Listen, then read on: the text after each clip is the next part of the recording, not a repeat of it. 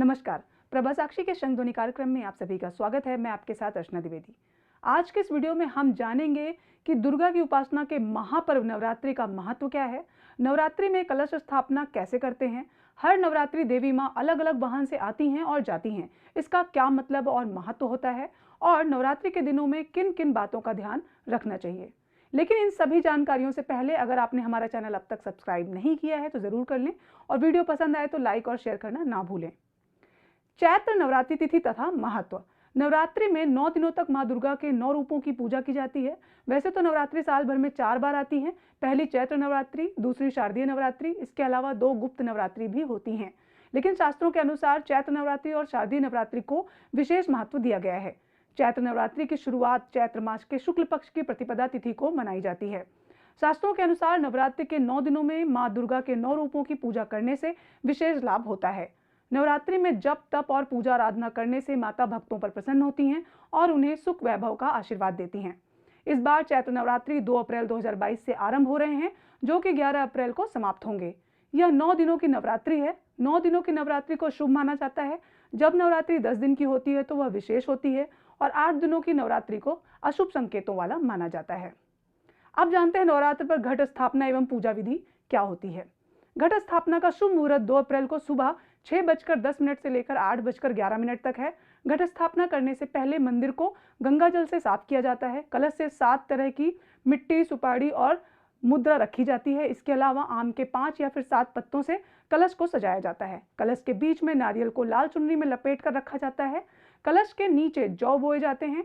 माँ दुर्गा की मूर्ति या तस्वीर मंदिर के मध्य में स्थापित की जाती है। इसके बाद व्रत का संकल्प लिया जाता है। व्रत के संकल्प के बाद मिट्टी की वेदी बनाकर उसमें जौ बोए जाते हैं। इस वेदी पर कलश स्थापित किया जाता है। इसके बाद मंत्रों से माँ दुर्गा का ध्यान करें। नवरात्रि की पूजा में दुर्गा सप्तशती का पाठ किया जाता है। पूजा पाठ के समय अखंड दीप भी जलाया जाता है, जो नवरात्रि के व्रत पूरे होने तक जलता रहना चाहिए, और इस दीप को पूजा स्थल के दक्षिण पूर्व की ओर रखते हैं, यानी कि आग्नेय कोण में। कलश स्थापना करने के बाद श्री गणेश जी और माँ दुर्गा की आरती की जाती है, और 9 दिनों के व्रत या 9 में से कुछ दिनों के व्रत का संकल्प लिया जाता है। माँ दुर्गा के आगमन और प्रस्थान में वाहनों का क्या महत्व होता है, आइए जानते हैं।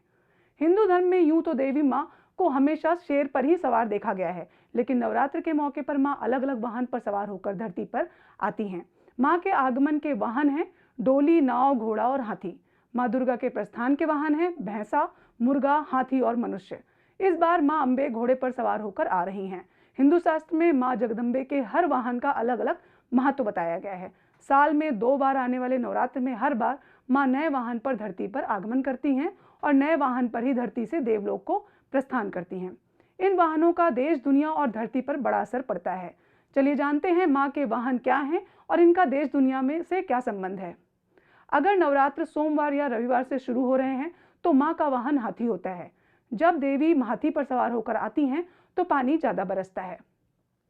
अगर नवरात्र शनिवार या मंगलवार से शुरू हो रहे होते हैं तो माँ का वाहन घोड़ा होता है। घोड़े पर आती हैं तो पड़ोसी देशों में युद्ध की आशंका बढ़ जाती है। अगर नवरात्र गुरुवार या शुक्रवार से शुरू होते हैं तो माँ डोली पर बैठकर आती हैं। डोली पर आती हैं तो महामारी का भय बना रहता है। अगर नवरात्र बुधवार से आरंभ हो रहे हैं तो माँ नाव पर सवार होकर आती हैं। देवी नौका पर आती हैं तो सभी की मनोकामनाएं पूरी हो जाती हैं। रविवार या सोमवार को देवी माँ भैंसे की सवारी से प्रस्थान करती हैं तो देश में रोग और शोक बढ़ता है। शनिवार या मंगलवार को देवी माँ मुर्गे पर सवार होकर जाती हैं तो जनता में दुख और कष्ट बढ़ता है। बुधवार या शुक्रवार को देवी माँ हाथी पर सवार होकर विदा लेती हैं तो ज्यादा बारिश ज्यादा होती है। गुरुवार को माँ दुर्गा मनुष्य की सवारी से जाती हैं तो इसका तात्पर्य यह हुआ कि मनुष्यता बढ़ेगी, सुख शांति बनी रहेगी।